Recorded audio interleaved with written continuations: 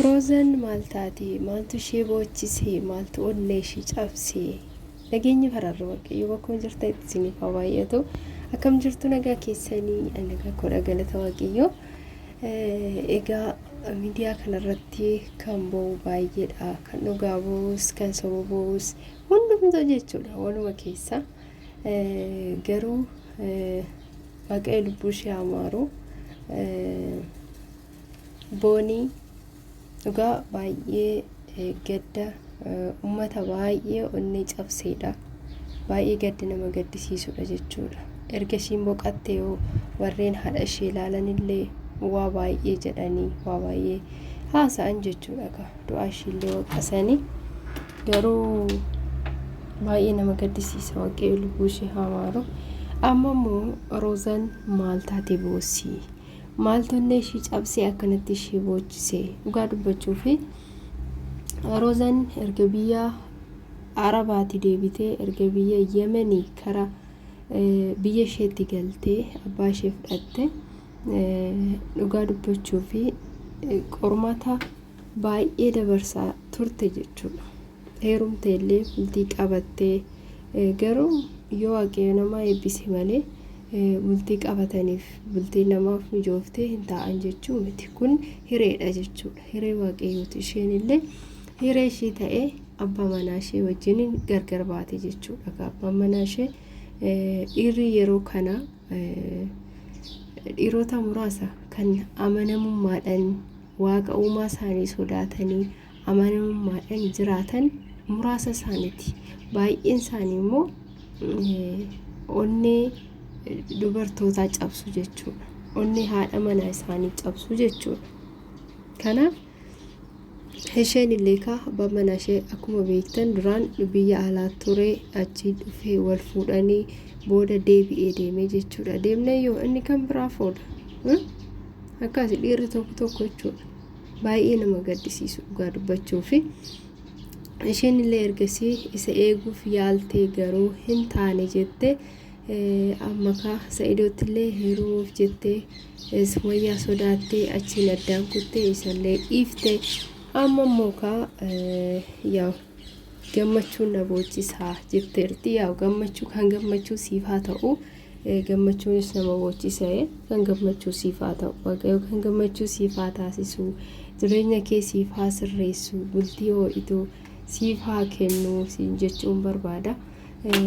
Carraan boonii sun anaaf ture, anaaf ta'a ture, anatu yaadee ture garuu lubbuun gaafa rabbi baasii malee hin baatu jettee turte jechuudha.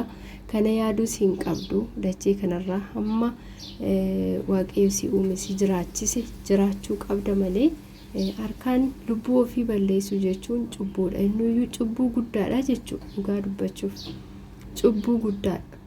Kanaaf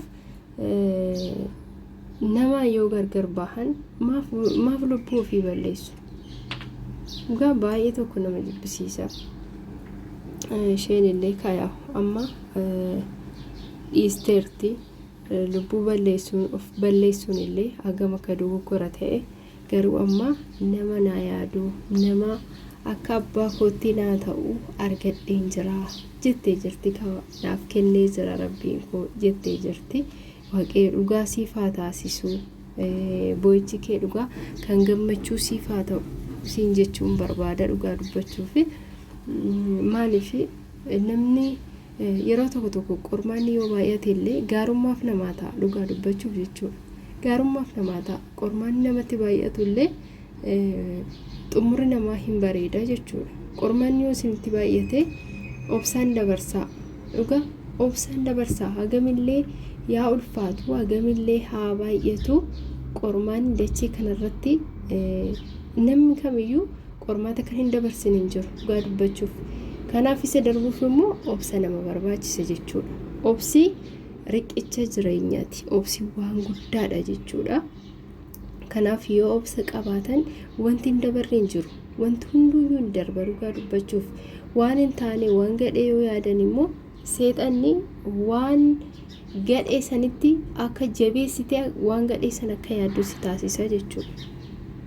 Kanaaf ati immoo waan gaarii yaaduu qabdan. Namni kamiyyuu yoo aaree hagam yoo aaree illee ofirratti murteessuu osoo hin taane waa hundaafuu waaqa galateeffachaa rabbii isaa galateeffachaa obsa nama barbaachisa.